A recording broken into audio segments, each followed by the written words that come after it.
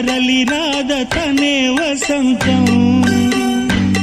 తన దరికి రాని వనాల కోసం తరలి రాద తనే వసంతం తన దరికి రాని వనాల కోసం